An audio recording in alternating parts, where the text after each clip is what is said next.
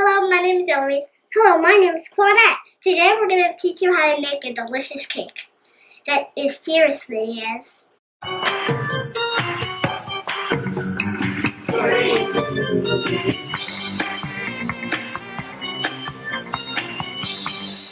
Everything that goes into a cake. Even toughens, tenderizes, moistens, dries, or flavors it. Tougheners, including flour, eggs, contain protein, starch, give the cake structure. Tenderizers like butter, coat the flour, sugar tenderizers by holding onto water and making the bubbles in the batter bigger. Moisteners include milk and eggs. Dryers include flour and other starches.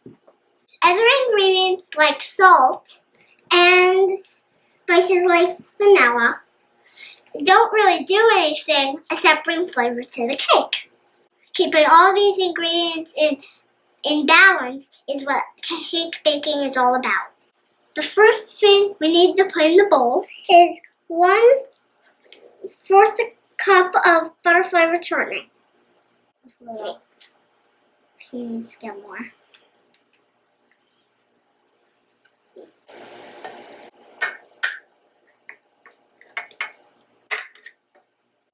All right, now we're going to mix our shortening at low speed for about a minute. We'll just turn that on here to 2. And let that go just until it's soft. While that's mixing, we're going to put in some sugar.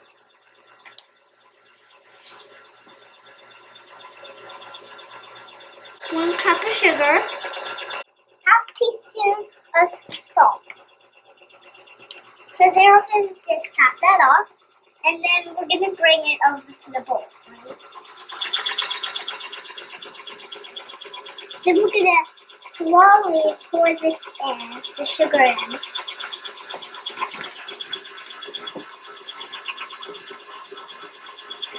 And then we're going to pour the sugar in. the salt, baby. I meant salt. Okay, once that's in the bowl, we're going to turn the speed up to medium.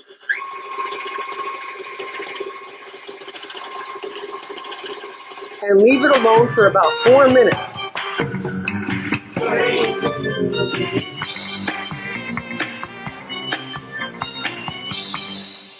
So now it's time for the eggs. How many eggs? 2. Uh-huh. It's okay, it's okay. It's okay, we got egg. Go in. I'll cook us in some garbage. I want to get garbage. And I'm going to crack my egg now.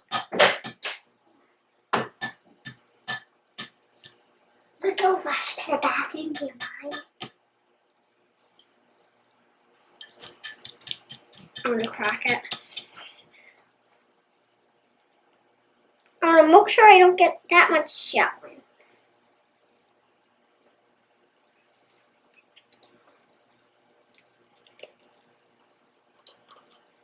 And that's done. I'm going to mix in separately dry ingredients. And I'm going to put in cake flour,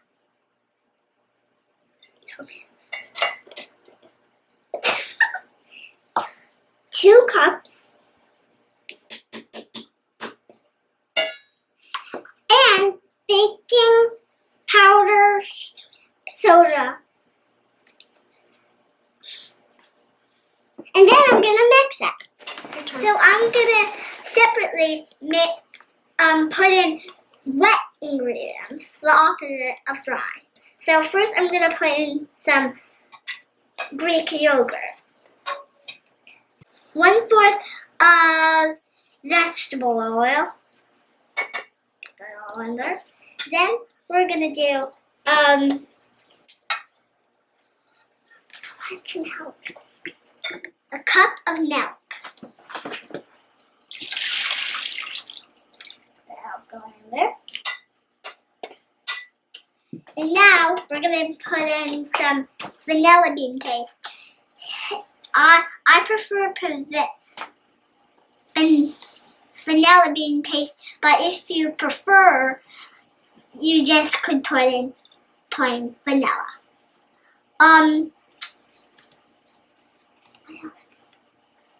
So you just put that in there. And now we're just gonna mix this all together. Now it's time to combine everything. So what we'll do is we'll get our mixer back up to speed. This is that butter, sugar, and salt mixture that we had earlier. And we're gonna get that back up to 4.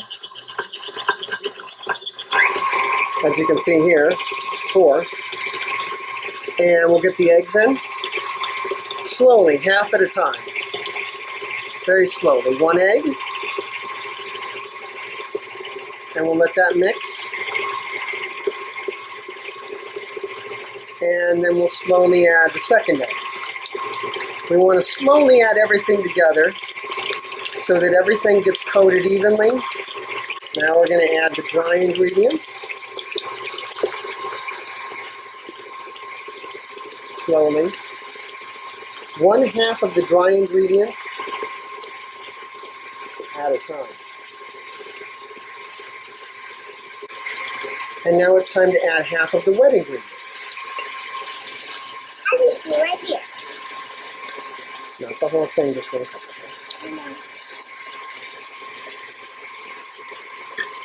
As you see, it's going in. It's about time. Now it's time for the other 1/2 of the dry ingredients.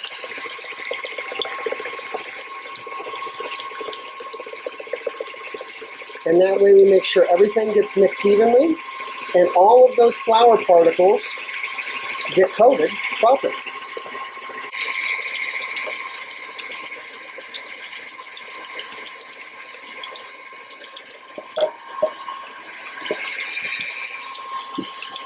Okay, and once we've added the other 1/2 of the dry, then it's back for finally the last 1/2 of the wet. Slowly. So it doesn't fail. Make sure we get all the wet ingredients in there, especially the last of that vanilla paste. That vanilla paste is what's going to give us all of that vanilla flavor. Here, let me just get in there and make sure we get that. We don't want to miss any of those vanilla beans. And once again, everybody, don't skip out and use the extract. Use the real vanilla paste. You'll thank me later. Okay, looks good.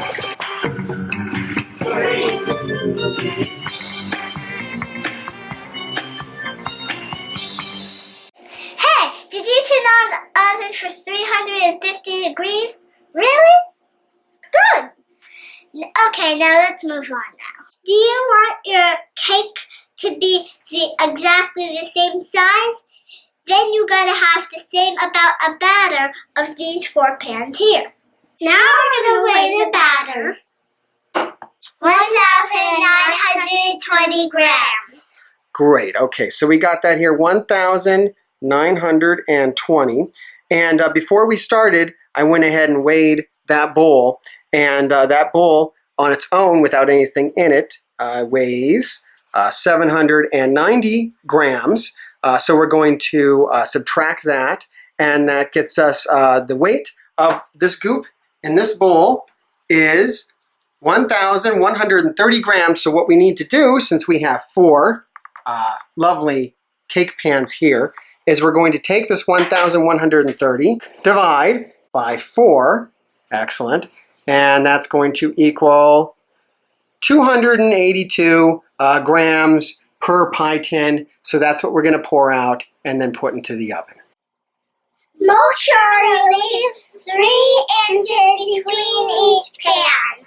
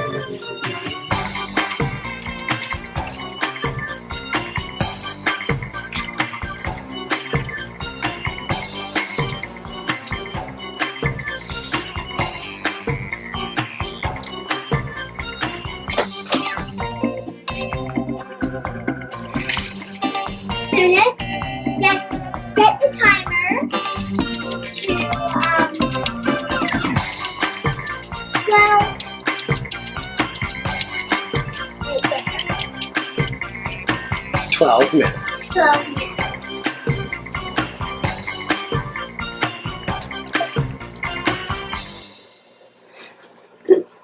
Once the timer's up, don't take the cakes out of the oven. Just have a look at them.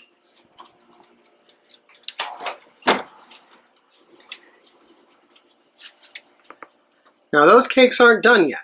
But at this point, if one of them was browning a little faster, like you see in this back corner, that one looks a little more done than the other ones. So what we're going to do is we're going to scooch that one around a little bit, maybe trade positions in the back. And you just want to keep an eye on these for the next couple of minutes until they're done and they're a nice golden brown. Okay, so we went ahead and moved those. We put the ones that were here on the right over to the left, and the ones that were left over to the ones on the right, because for whatever reason it looked like our oven was a little hotter here over on this side. So we want to just keep looking at these for the next couple of minutes, and you can get your a cake tester if you have one. I hear a toothpick also works well. Always a good option just to test those, to check for doneness, and then pull them out. Okay, it's been a few minutes, so we're going to go ahead and check one of these.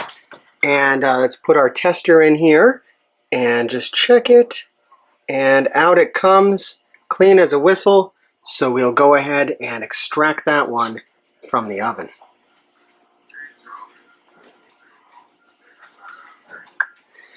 Just grab it like this. And we'll bring it over here to a cooling rack, upside down.